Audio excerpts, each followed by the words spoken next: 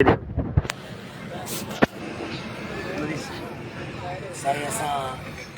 पंहिंजे साईं मुमताज़ साहब साईं भारो साहब के साईं वेलकम टू टाइम कढी करे साईं तालके बाड़े जो उस्तादनि खे टाइम ॾिनो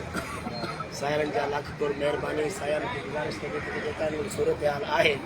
उनके बारे में असांजे तालके बाड़े जे उस्तादनि खे मुकमल तौर ते दुरुस्त ॾींदा उन वक़्तु जेकी सूरत हाल पैदा थी आहे उस्ताद बि थोरो बेचैनी बेयकीनी जो शिकार है अफरा तफरी में साईं उन ते वादे कंदा कि जेको हिन वक़्तु सूरत हाल आहे साईं जान जा लख कोर महिरबानी साईं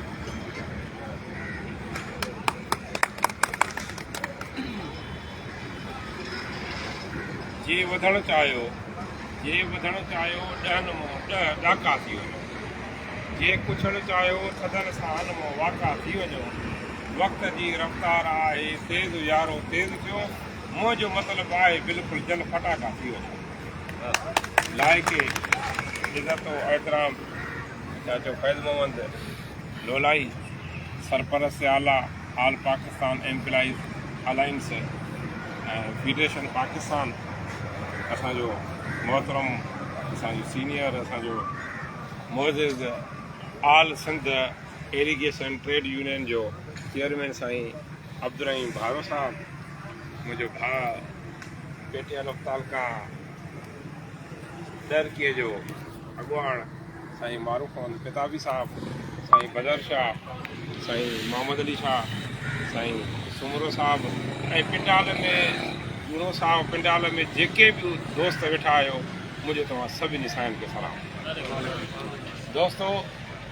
गुज़ारिश अर्ज़ु हीअ आहे त PTLF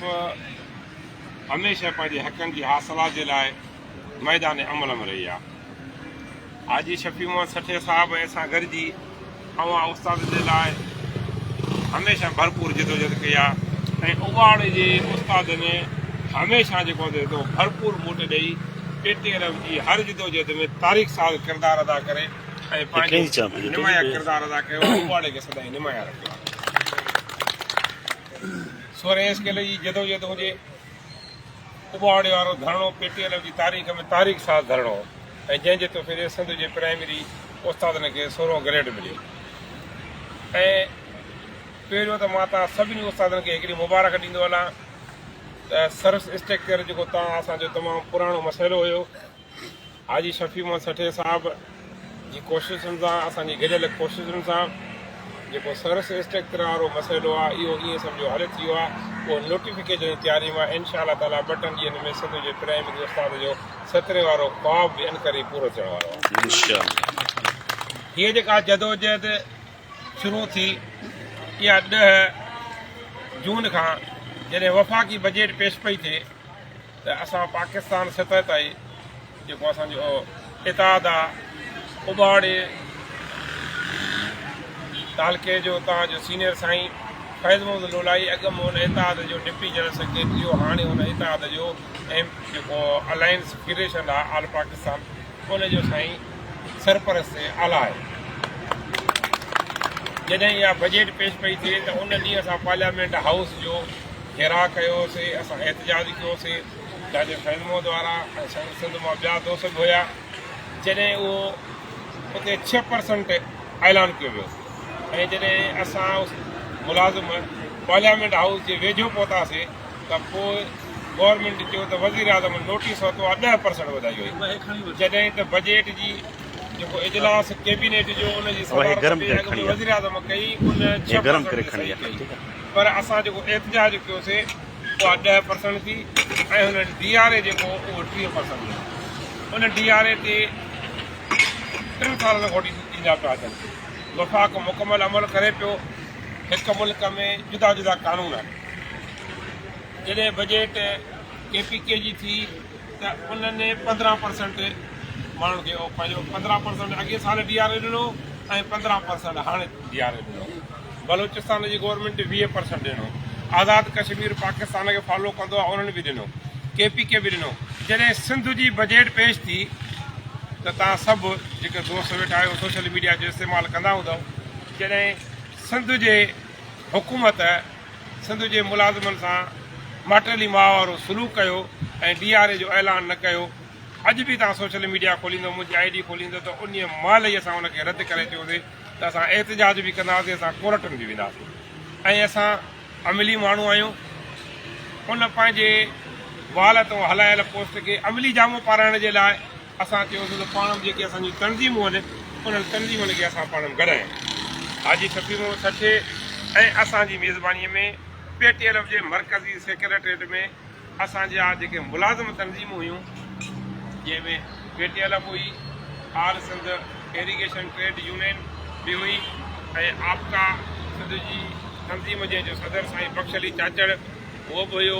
यूनिवर्सिटी जा दोस्त बि हुया, पैरामेडिकल जा दोस्त बि हुया, ऐं लोकल गवर्नमेंट जा अब्दुल हादी मरकानी साहब उहो बि हुयो। माना असांजी 13-14 तंज़ीम असां जूं गॾियूं। असां चयोसीं त हिन अलायंस में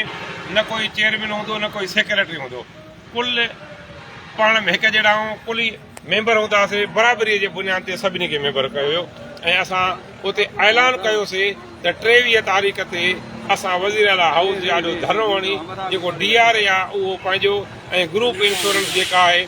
उहा, ऐं जेका महांगाई जे मुनासिबत सां पघारनि में जेको आहे सो 50% जो इज़ाफ़ो कयो वञे, इहे सभु मुतालबा रखी करे असां जदोजहद जो ऐलान कयोसीं। तव्हां दोस्तनि जी महिरबानी सां, तव्हांजी महिनतुनि सां असां मूव कयोसीं वज़ीर आला ॾे, ऐं सरकार असां सां ॻाल्हियूं कयूं। होम मिनिस्टर ऐं लोकल गवर्नमेंट जो मिनिस्टर, सेक्रेटरी GA, फिनांस जी कमेटी असां सां वेठी, असां सां ॻाल्हियूं थियूं। सरकार तय कयो त तव्हांखे जेको DRA आहे उहो ॾींदासीं, ऐं उन खां पोइ 1 तारीख़ ते असांजी गॾियल मीटिंग करण जो उते ऐलान थियो। वरी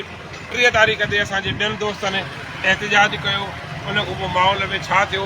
मीटिंग न उन्हनि सां थी न मीटिंग पाण सां थी।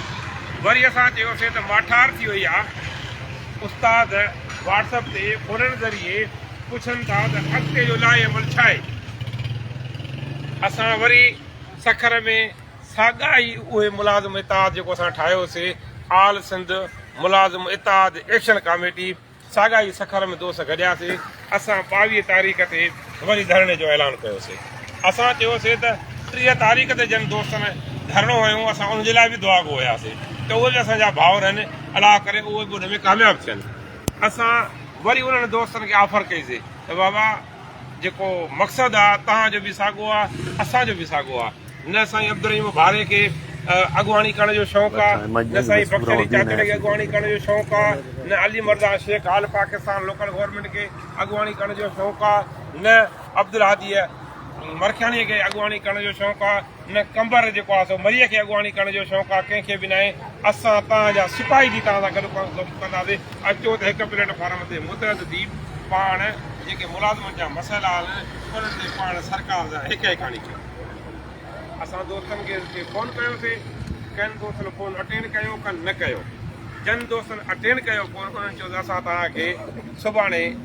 मुसबत मोट ॾींदासीं। ऐं उन्हनि दोस्तनि वरी 21 तारीख़ ते इस्लामाबाद धरणे जो ऐलान कयो आहे। उहे बि असांजा भाउर आहिनि, उन्हनि सां असांखे को बि इख़्तिलाफ़ कोन्हे। असां वरी बि दुआ गो आहियूं त जेकॾहिं उहे 21 तारीख़ ते वञनि था त ख़ुदा उनखे कामयाबी ॾिए। 22 तारीख़ ते जेकॾहिं असांजो धरणो आहे, असांजो मसइलो आहे सिंध गवर्नमेंट सां, असांजो मसइलो सिंध गवर्नमेंट सां आहे। 22 तारीख़ ते जेको असांजो धरणो आहे, असां उन सिलसिले में तव्हां उबाड़े जे उस्तादनि वटि पहुतो आहे त 22 तारीख़ ते भरपूर नमूने सां शिरकत करे मुलाज़िम इताद जो सबूत ॾियो। ऐं इंशा अल्लाह ताला 22 तारीख़ ते वज़ीर आला हाउस जो हर हाल में घेराव करे जेके मुलाज़िमनि जा मसइला आहिनि उहे मसइला इंशा अल्लाह ताला तव्हांजो ताउन रहियो, तव्हांजो सहकार रहियो, तव्हांजी इताद रहियो, तव्हांजी ॿधी रही, तव्हांजी इहा मोट रही त इंशा अल्लाह ताला 22 तारीख़ जो जेको ॾींहुं हूंदो उहो मुलाज़िम इताद जी कामयाबीअ जो ॾींहुं हूंदो। मां तव्हां दोस्तनि जो तमामु घणो थोराइतो आहियां। मुंहिंजो तव्हां दोस्तनि घणो इंतज़ारु कयो आहे। इन 2-2.5 कलाक तव्हां दोस्त इंतज़ारु कयो आहे। कंहिं ॿिए प्रोग्राम में कोई हिते लेट थी वई, इन लाइ तव्हां दोस्तनि खां माज़रत। अव्हांजा किरोड़े कुर्ब, अव्हांजा अहसान जो अव्हां इंतज़ारु कयो। मूंखे हे जेके दोस्त वेठा आहियो, हिकु दफ़ो नारे हिक जो आवाज़ ॾियो त मुलाज़िम इताद, मुलाज़िम इताद, मुलाज़िम इताद, PTLF, PTLF। 22 तारीख़ ते हर विख, 22 तारीख़ ते हर विख वाइल ते अचो त जंग जोटियूं, अचो त जंग जोटियूं हराम खोर शूम सां वॾो तो इनकलाब अचे वॾी के धाम धूम सां। 22 तारीख़ ते हर हाल में सभिनी दोस्तनि खे गुज़ारिश थी कजे त ॿधीअ जो मुज़ाहिरो करे उते दोस्त समूरा पहुचनि। हाणे साईं अब्दुल रहीम भारे साहब खे